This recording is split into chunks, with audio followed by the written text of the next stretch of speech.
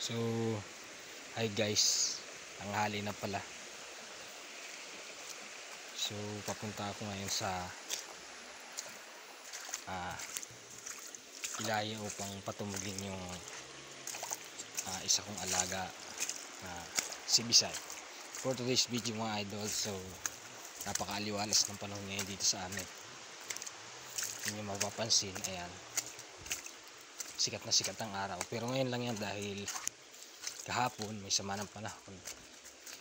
So mamaya nga palang hapon ako aakong sa aming kabundukan at hanguin ko yung aming uling upang nang sa ganun ay mayroon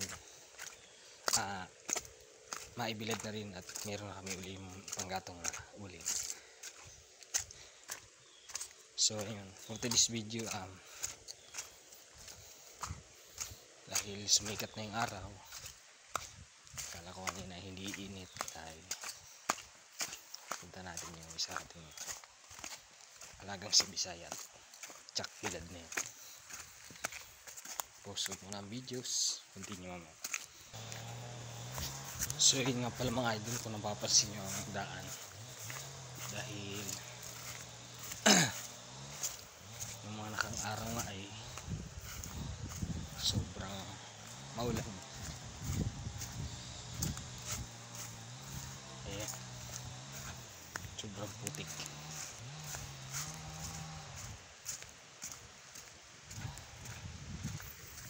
So malapit na nga pala tayo sa location ng ating pupuntahan mga idol.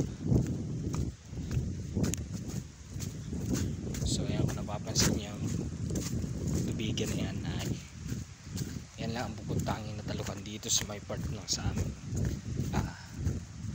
Danawan, o basta yun ang tawag dito sa amin nun, Palayan, yun. So ayun nga pala yung si Bisay, nakapansin nyo yan, isuzoom natin,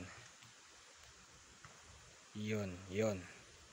So bilad na bilad mga idol, kaya kailangan natin siyang ilipat ng maayos-ayos na talian dahil mapalapit doon sa tumugan, doon sa matubig na part. Dahil dito sa napustuhan natin mga idol na pagulahan niya kaninang maga ay sobrang yun, bantagan sa init. Tingnan nyo naman idol yung dinadaan ng pilapil dito, sobrang sirang-sirang dahil sa mga nagdaang araw nga is grabe ang kauulan. At mga idol, yun, may lumipad, tikling. Hindi nyo pala naitatanong matagal ako hindi nakapag-content. At ngayon nga palang oras na ito, sobrang lanit na ng sikat ng araw sa balat. Salamat dahil nakaabot siya dun sa, bagaman natin yung talian niya medyo malayo, abot pa rin siya dun sa tumugan at ililipat natin siya. Ayun, dahil pala dong pigeon. So maglilipat muna tayo ng tali mga idol, walang stand na ating camera kaya puso muna. So yun mga idol, nakalag na yung tali doon sa pasak. Ngayon lilipat natin sa nado na pasak dito.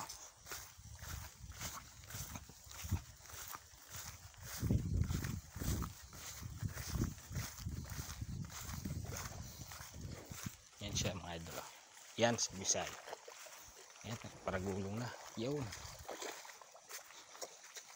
So yun pala yung nasayang namin pula, dahil hindi ka yung tubigan dahil nung nakaraang mga tagdanawan is walang tubig, kaya ayun ang nangyari. Siguro pabor na rin sa aming alagang si Bisay dahil malawak ang talian para sa kanya. Yan is na yan.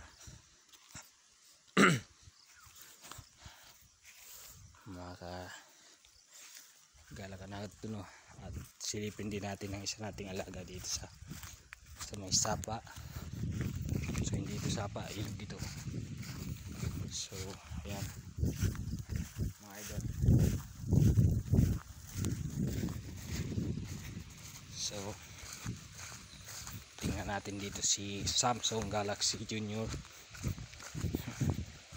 Bakit nga pala Samsung ang pangalan? Dahil gusto namin ay malakas yung mga nasa Bible character. Ayun o, si Samsung. So ayan, so maganda ng kalagayan ng ating horse. Ayan, malinis siya, malinis. Ayan. So dyan ka na muna at mamaya kita na lang babalikan. At yun lang mga idol for today's video. Dahil mapu-full storage na.